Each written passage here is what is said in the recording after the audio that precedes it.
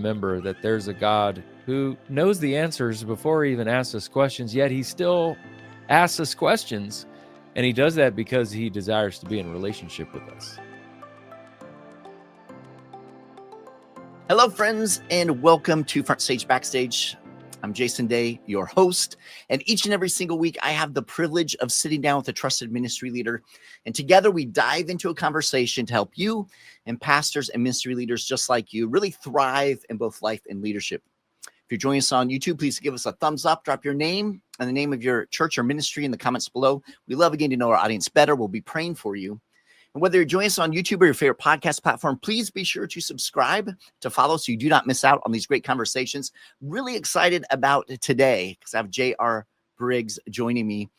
J.R. is the founder of Kairos Partnerships. He also serves on staff of Fresh Expressions. He's written a number of books, including his latest entitled The Art of Asking Better Questions. J.R., welcome to FrontStage BackStage. Thanks for having me, Jason. Really looking forward to this conversation. I am too. You know, it's interesting as I've been reading through your book, The Art of Asking Better Questions. One of the first questions that came to mind for me, JR, was what for you personally, what prompted you to kind of dive into this way of exploring the idea of asking better questions? Yeah. And by the way, that's a great question to start with, Jason. So one of the reasons was personal, one was biblical, and one was just observational. So on a personal side, I grew up in a home where both my parents asked great questions. And I know that's rare, and especially my father, which is why I dedicated the book to him. I just watched at a young age him ask questions, not just of other people and my mom and colleagues and people at church in the lobby between services, but even of my brother and I. And it was so meaningful to me to feel valued and seen and heard and to have conversations. And then I would just watch him and to see him interact with adults and the great conversations that resulted of seeing my dad just curious and genuinely caring for people and the richness of the conversation. I assumed that was normal until I left for college. And other people said, wait, your dad asks you questions? My dad never asked me questions. And so I just assumed, because that was my experience, everyone had the same experience. So I'm very grateful to have a father that modeled that really well, number one. Number two, I began to notice observationally that the most interesting people in the world, the wisest people, the people of great depth, spiritual and relational depth, were people that asked really great questions of themselves, of other people, and they didn't want the attention on themselves. They had the arrows pointing outward toward others, not on themselves. And it just seemed their world was full of purpose and meaning, and it was so rich. Conversely, I began to notice the people whose lives seemed very uninteresting, shallow, they just didn't live beyond themselves. These were people that just didn't ask any questions. They didn't even think to ask questions, and they talked a lot about themselves. And just, Jason, I began to just notice observationally the kinds of people I wanted to be around and wanted to become versus the people I didn't want to become or be around. The difference was the kind of questions that they asked. So that was observational.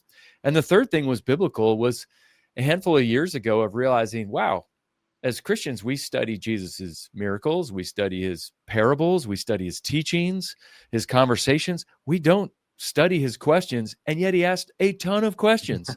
And so maybe we need to think about not only studying that, but learning from Jesus, our master teacher, who was the master question asker, that we ourselves can learn to ask questions like Jesus too. So the personal, the observational, and the biblical all coming together made me passionate about this topic. And it's been a topic I've studied for the last 10 years.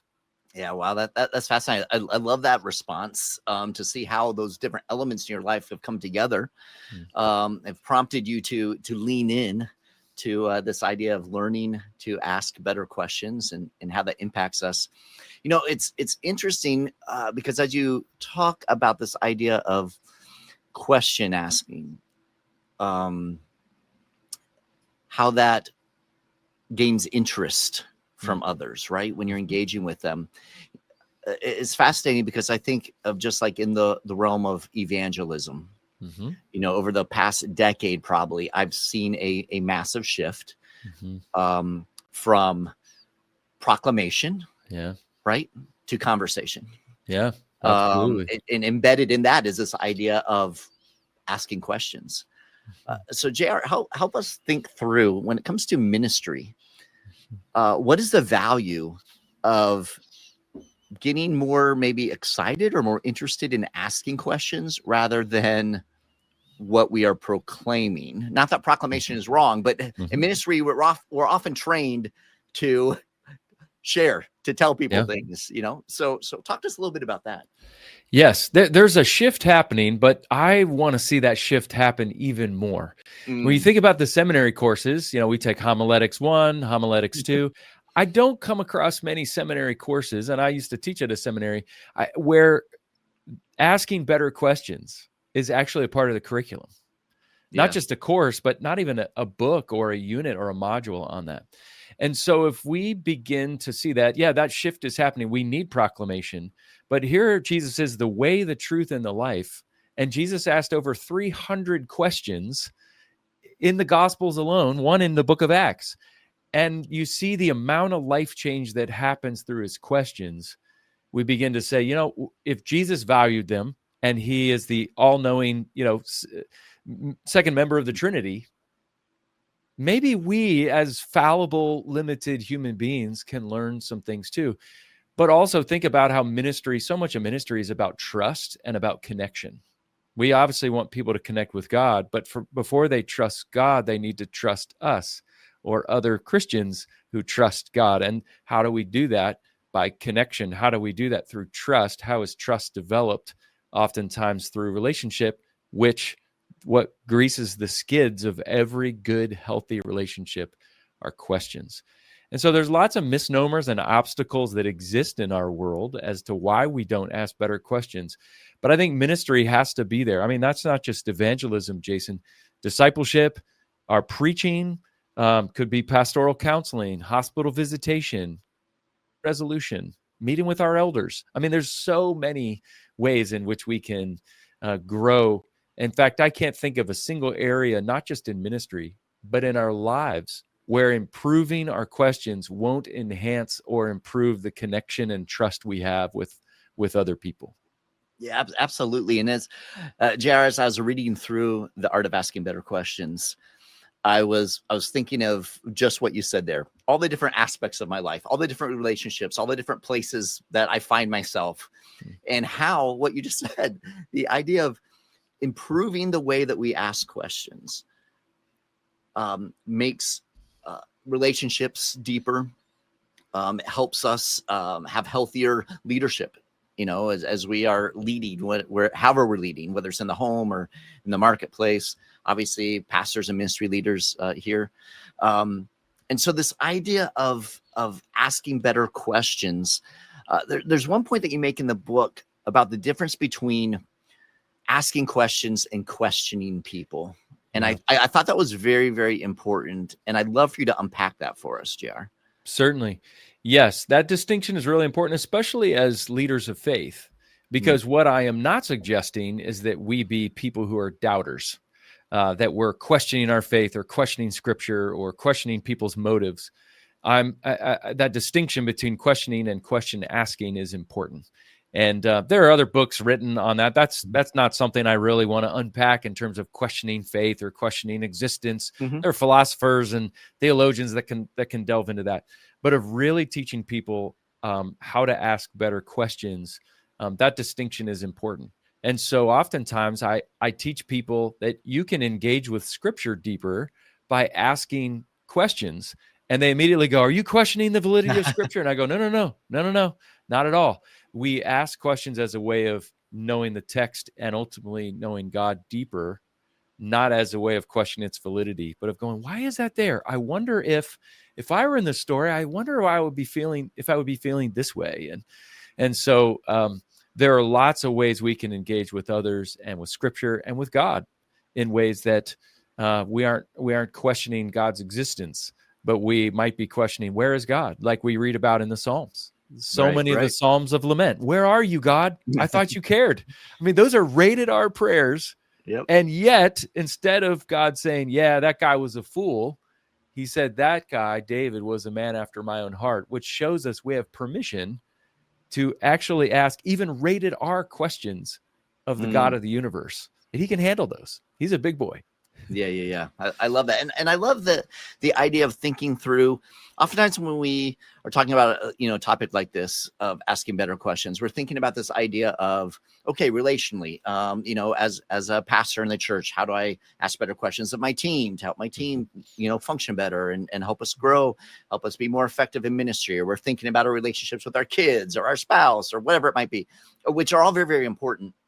But one of the things that I love you kind of highlighted was, yes, that's, and you go in great detail on the relational asking them questions, but kind of like you were touching on, I was thinking of like St. Augustine's soliloquies, where he digs deeply and he actually has this conversation between himself and reason, right? Spiritual reason, and digs deeply into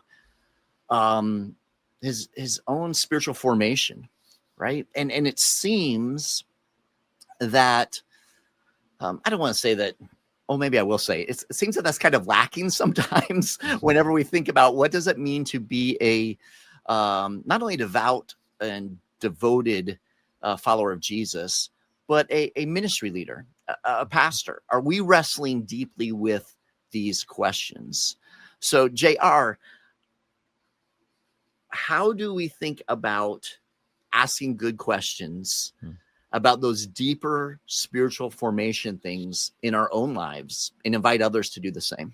Yeah. Well, I think the first thing is to know that there's a capital P permission that is extended to us. I think there's a lot of us that maybe grew up with an unvoiced but strong theology taught in our churches that says, well, you can't ask questions. That's not important. You can't do that.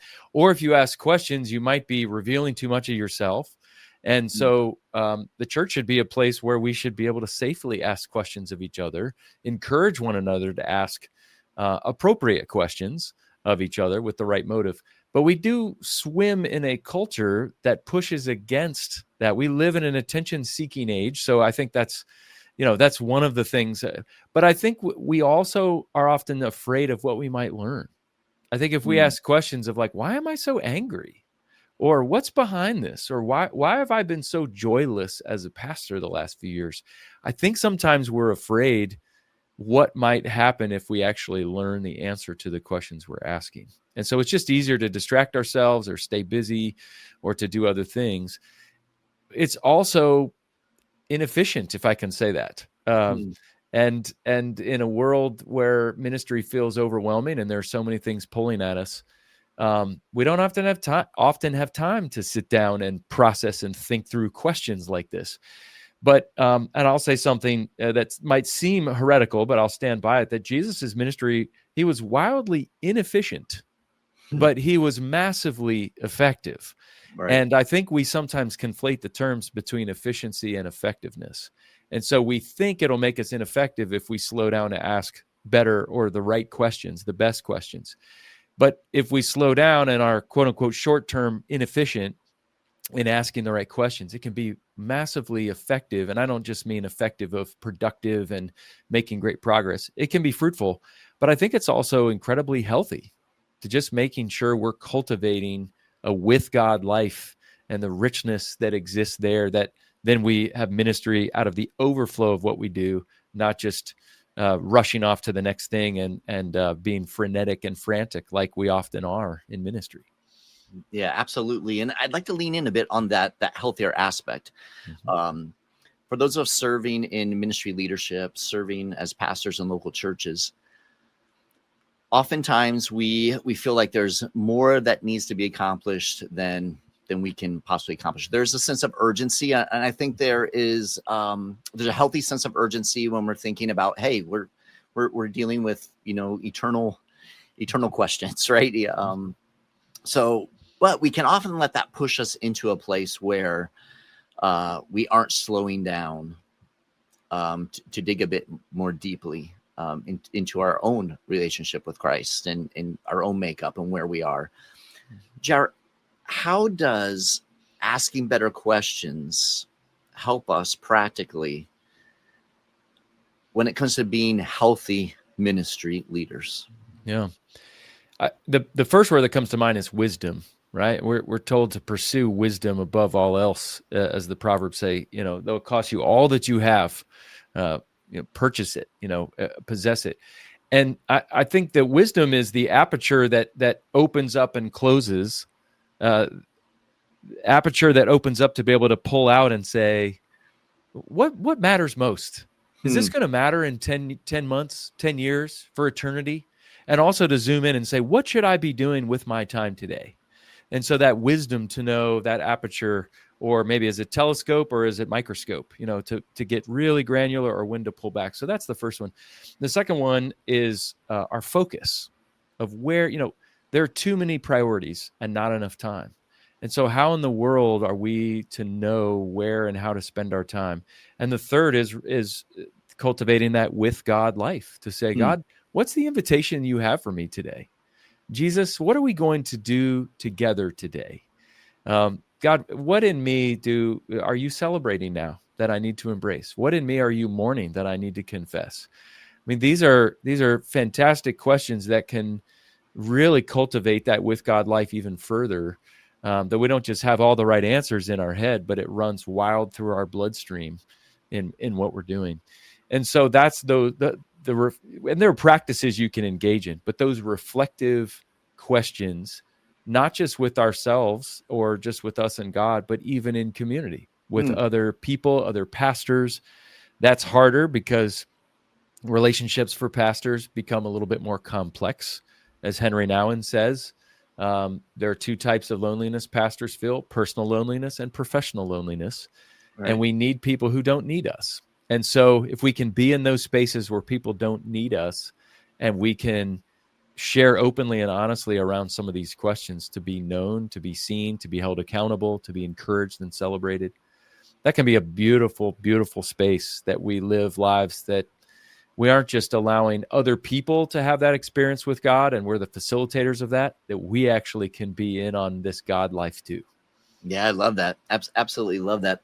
Jared, I'm curious, as you have been spending last decade of your life kind of exploring, doing deep dives into this idea of asking better questions, and even more recently, as you've been putting pen to paper and, writing the actual book, The Art of Asking Better Questions, has there been anything that has surprised you as you've been going through this process about question asking, right? Yes. Jesus, I'm going to say this, and I think most pastors listening would nod their head in agreement. But the more I study this, Jason, the more I realize just how brilliant Jesus is as a question asker. Not just what he asked, but how he asked it, where he asked it, with whom he asked it, when he asked it. I mean, if you look at that, so the process, and I did my Doctor of Ministry work on equipping leaders to ask better questions. And so I studied all the questions of Jesus and asked, who did he ask? Where did he ask? Why did he ask? Who else was there? And what was the impact that happened afterwards? And I began to realize, how did I miss this? It's staring at us right in the face, the amount of times. And if you look at the amount of times that Jesus asks a question versus gives an answer, he is 40 times more likely to respond to someone with a question than he was with an answer. Now, here's the way, the truth, and the life respond with 40 times more. So it's, I think, some of the amazing statistics that exist there. So that's the first thing that really surprised me. The second thing is realizing, sort of stepping back of Jesus's teaching style, that he took all of his listeners on 3 field trips. He took them on literal field trips, teaching them in real world settings, peripatetic ministry. He says, look at the birds of the air, look at the lilies of the field, look at that woman putting in 2 mites in the treasury. So it's out in life, number 1, real literal field trips. Number 2 were emotional field trips, of course, stories and parables. And number 3, mental field trips, employing questions to provoke thought. And I thought about that, and what surprised me and challenged me in my own teaching and preaching is I tend to do the complete opposite of that. I sit people in a room. Instead of telling stories, I give them phrases, and I give them truths and nuggets that are true, but they're not stories.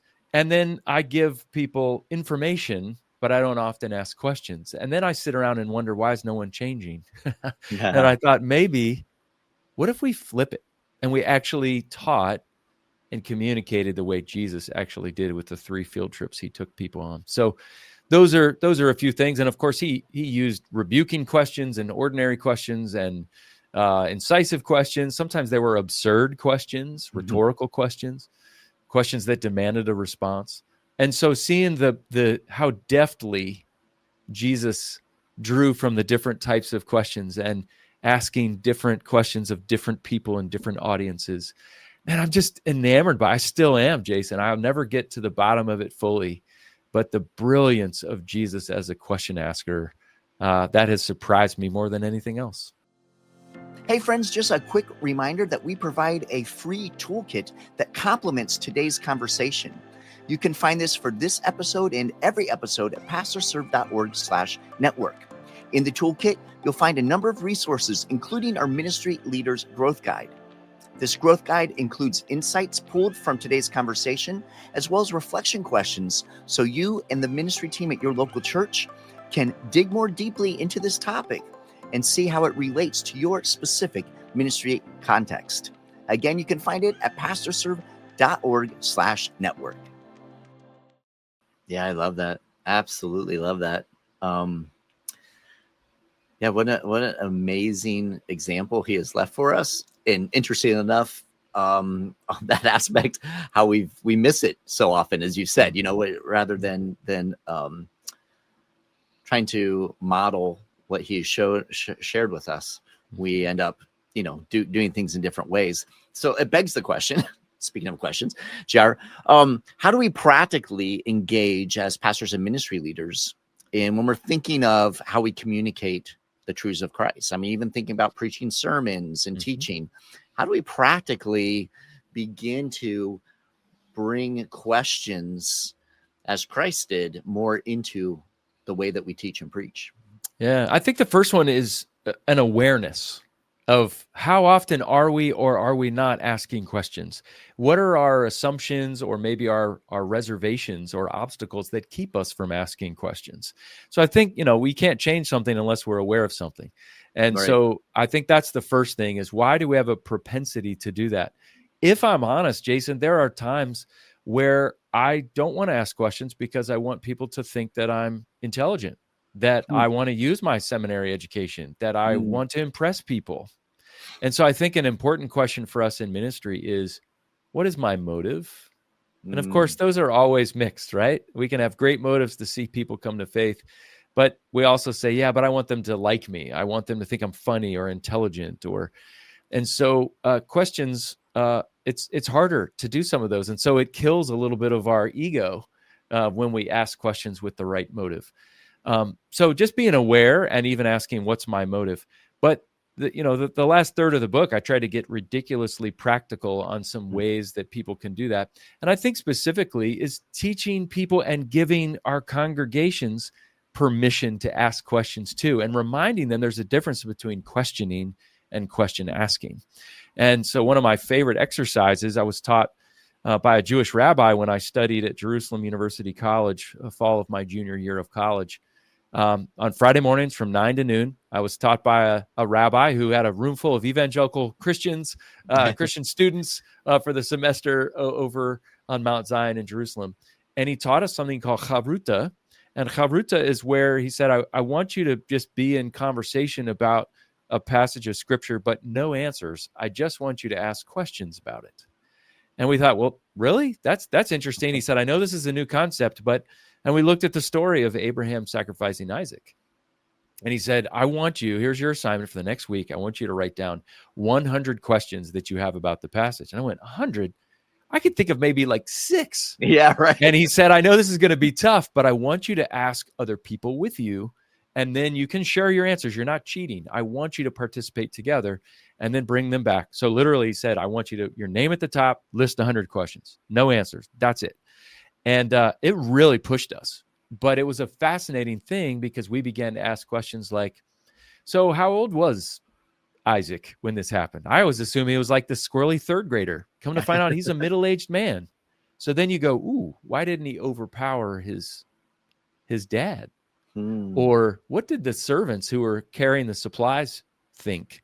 Or why, if after that story, there's no recorded interaction between Sarah and Abraham? How did that impact their marriage? So all of a sudden we're being pushed into scripture to ask things we never would ask if we had answers. And again, it's not to doubt the text, it's to simply dig into it more. So I think giving permission to your congregation is one thing, another way of doing that. Even preaching, to say, what are the 10 questions that I have about the text? What would 10 questions be of a Christian who is cynical or skeptical have? And what would someone who is not a follower of Jesus have about this text if they have never read this text before and showed up to church on Sunday? I think that enhances our preaching tremendously. But I think the last thing, I think one of the best compliments that someone can give to us, Jason, as a pastor, is to say, you listen very well. And one of the ways you listen is by asking me questions and then listening to my response. And I just think that the idea of the ministry of presence comes out not in our words and statements, as brilliant as that might be. I think more often they come out in being with people. I remember when I had knee surgery when I was 10 years old, and Tom Darnell, one of the pastors at our church, showed up at 6 o'clock in the morning. And I thought, wow, a pastor showed up to me at 10 years old. I don't remember a single thing he said. He prayed for us. He read a scripture. I don't remember any of that. But I remember Tom showed up, and I remember Pastor Tom asked me a question. And that has stuck with me all these years later. It was just simply his presence. He listened. He gave me a full-bodied yes in that process. And so that's where I think that we can unlock the power of questions, because it really allows for connection and new opportunities, new ways of engaging with God and others. Yeah, that's good. JR, if we, let's say some of us in ministry, we're accustomed to talking. We've been trained and nurtured into people who speak and talk. Let's say we struggle, and we realize, as we're listening to this conversation, as we're reflecting on our lives, let's say we struggle with asking questions. We struggle with listening. What are some practical things that we can do to help improve how we sit in this, our posture in this? Part of the awareness, Jason, is inviting other people around us to see things that maybe we don't see. And so we may think, I'm a pretty good question asker, but if you ask the 5 people that you spend the most time with in ministry, or maybe it's your spouse or others on your staff, to say, I need you all to be honest with me, but on a scale of 1 to 10, 1 is, I don't ask any questions and I'm really bad at them. 5 is okay. 10 is great. What number would you give? And to really look for themes and patterns on that. And then to say, okay, if I were to, let's say it was a 5 out of 10, if I were to improve to be a 7 or 8 out of 10, what would have to happen? What would I need to do or stop doing?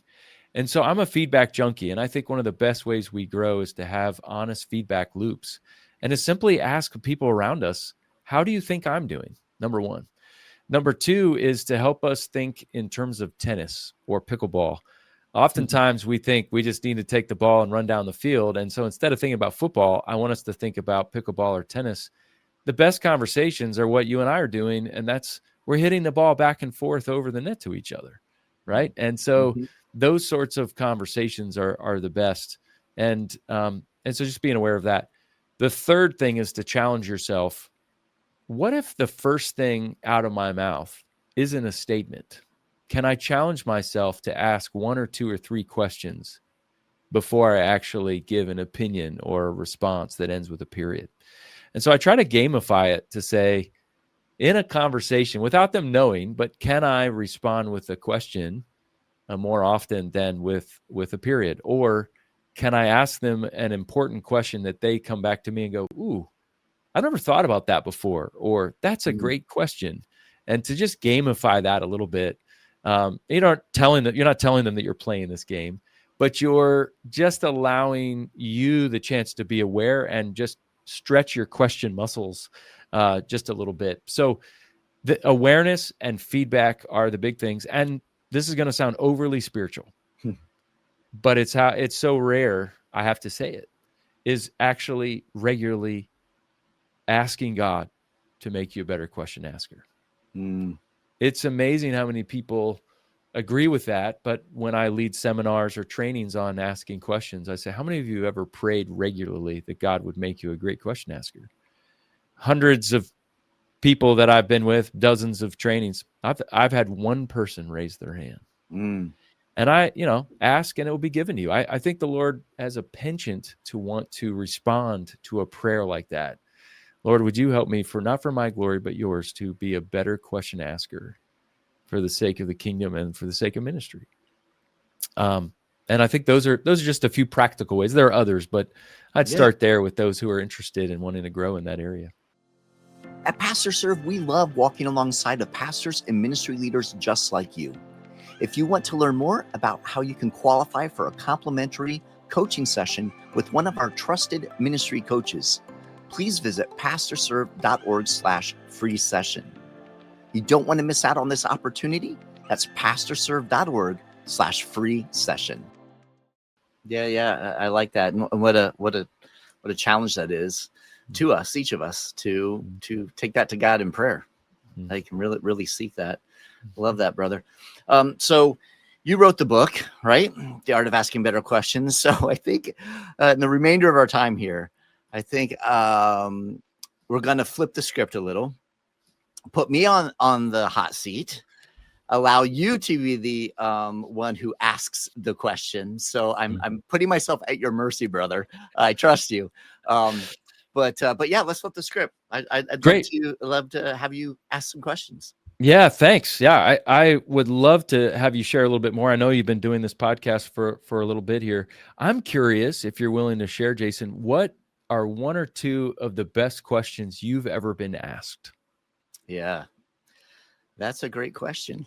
That will rank right up there. Maybe not one or two, maybe three. That might be the third best question, JR, I've ever been asked. I would say just on a very kind of a gut level, maybe heart level, is a simple question, but really the question of how do you really feel about XYZ, whatever we're talking about.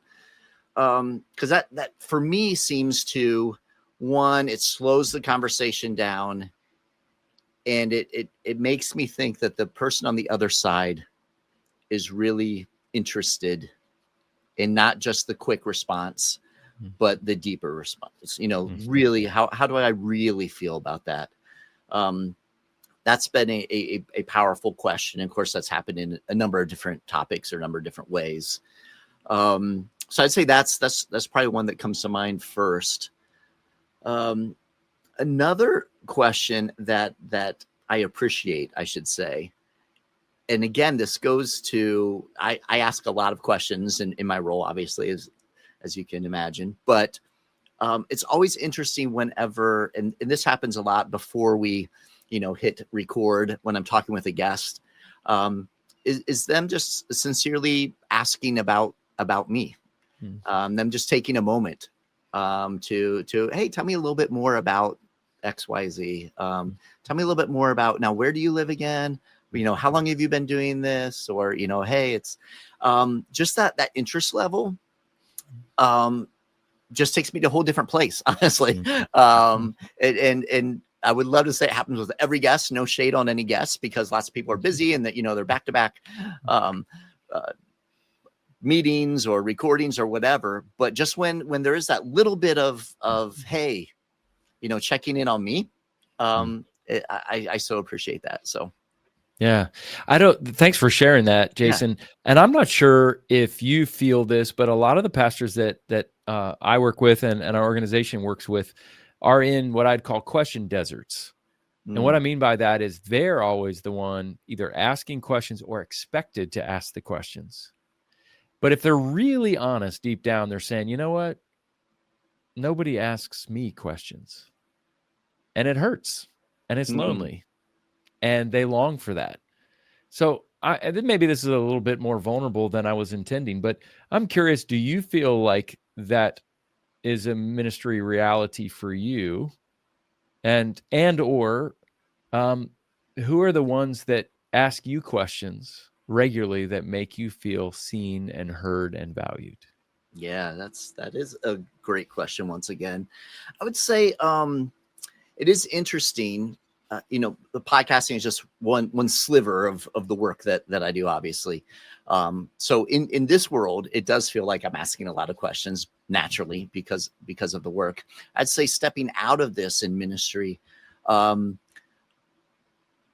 blessed to have a good team at Pastor Serve that ask really, really great questions and slow down. Now, sometimes we all have to remind each other, whoa, let's pause and let's ask, but we've had some really, really sweet moments in a variety of settings where we've been able to be very open and vulnerable and very,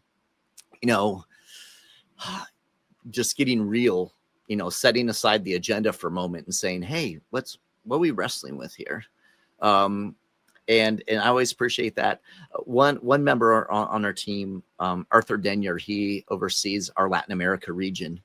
He's down in Costa Rica, and he is very gifted at asking me questions every time we meet about just Jason personally, life, that you're the things that you're wrestling with personally, separate from all the ministry stuff. We can get to all the ministry stuff, but he asked me some really, really good questions, and I really appreciate that. So yeah, that's great.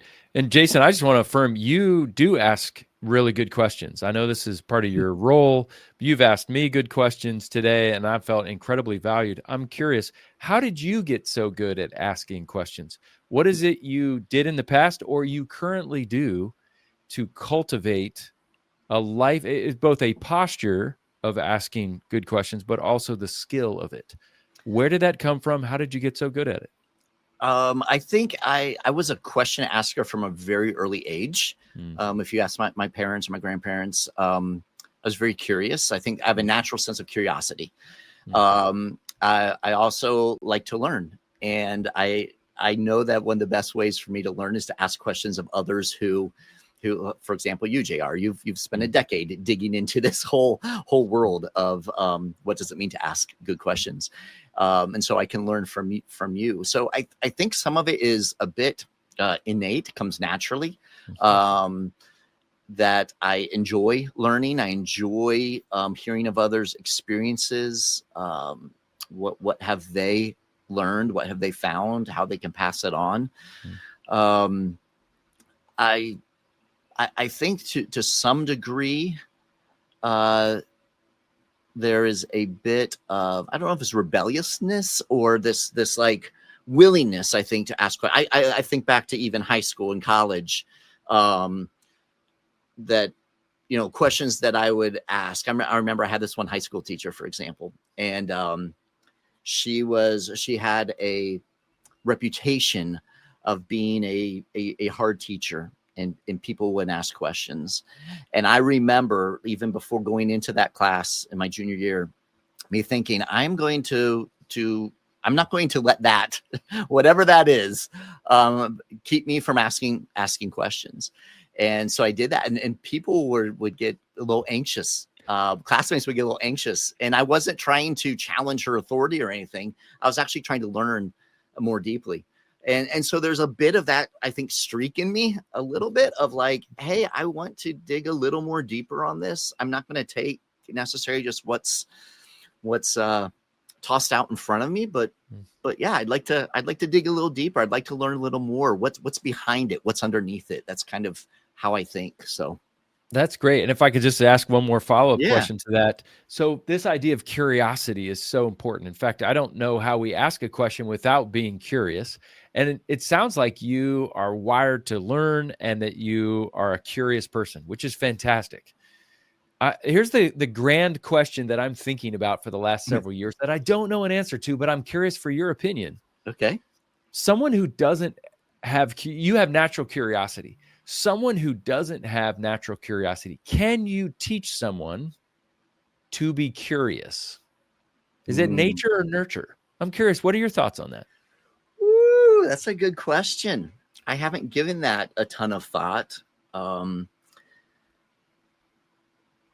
I think there is a bit of both. I think there are people who are just naturally that way, and they're just going to run with it.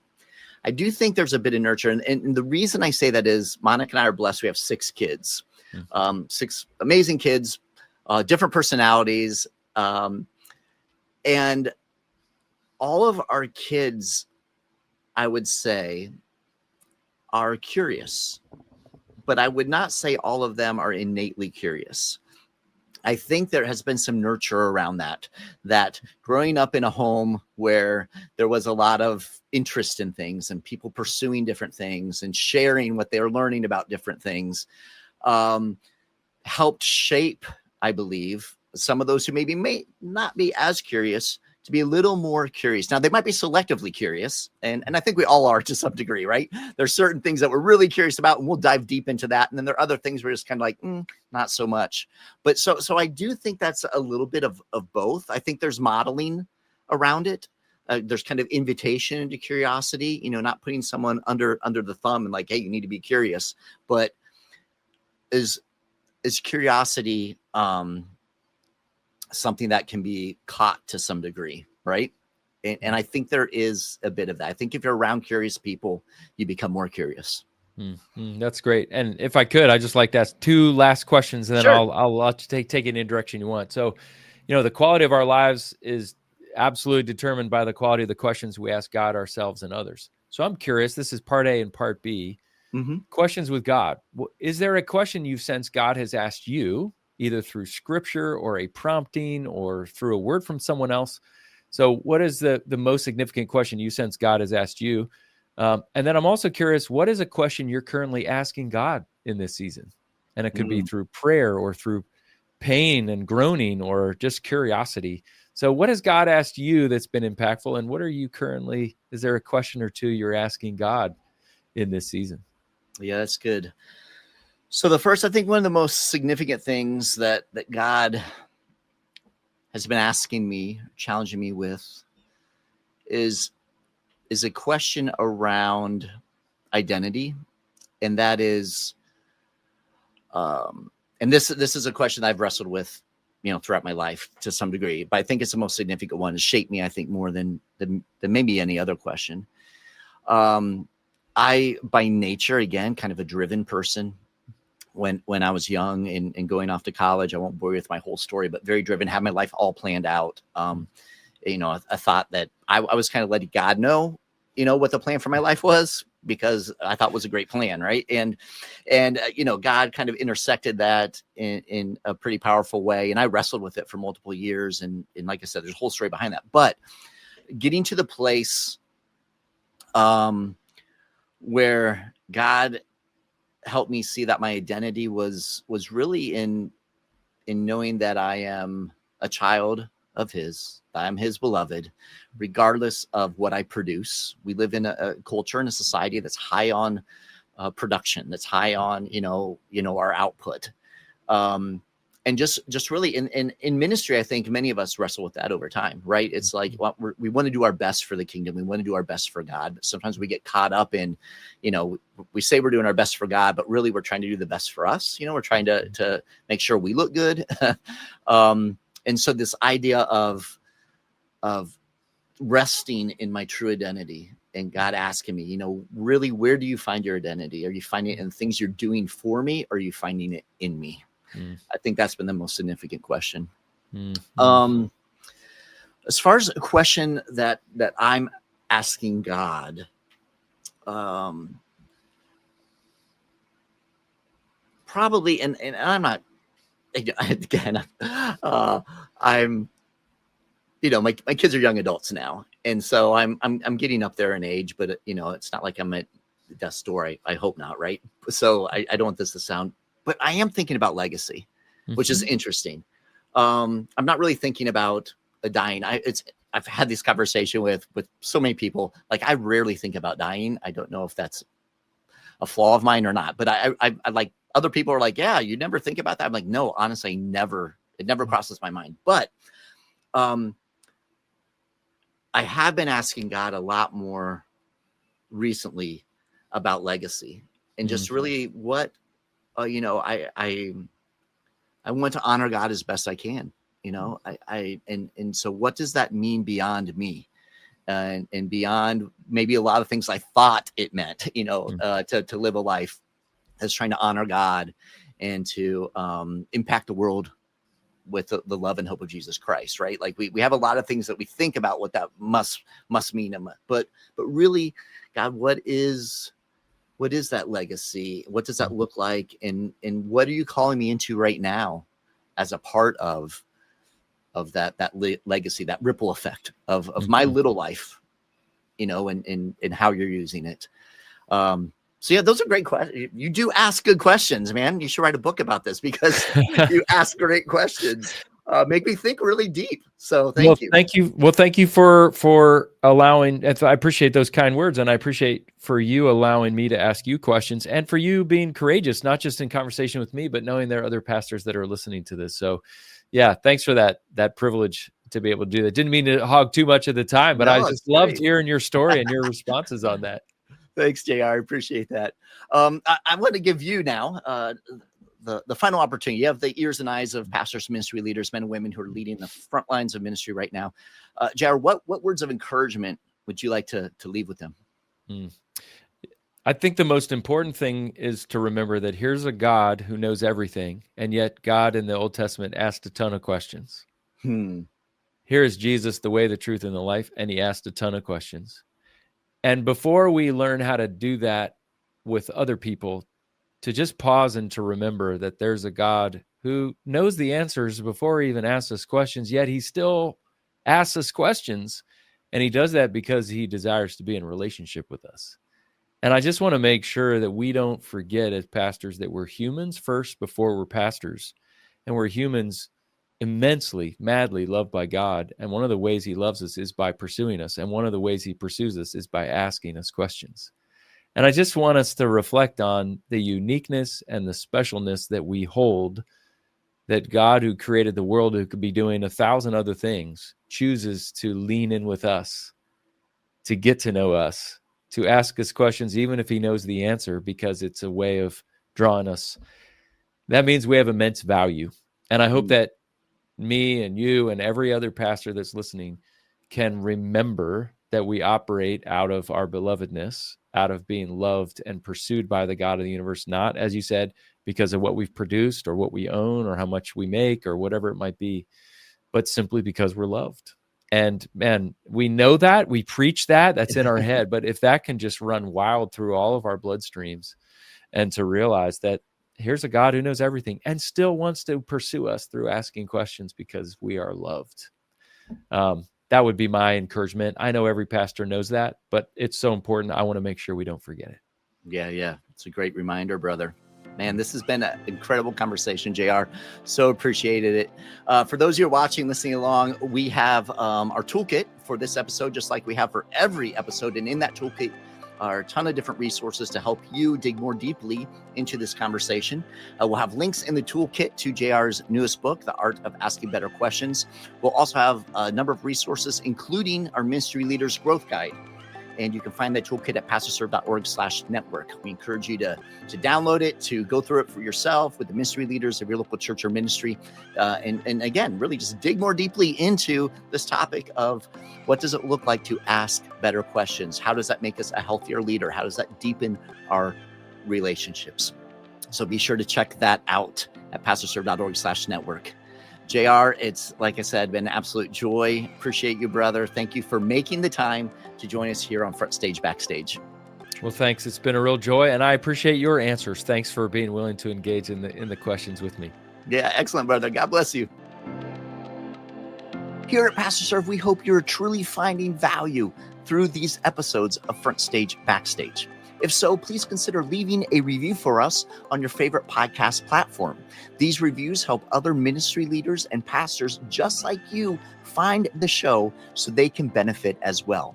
Also consider sharing this episode with a colleague or other ministry friend. And don't forget our free toolkit, which is available at pastorserve.org/network.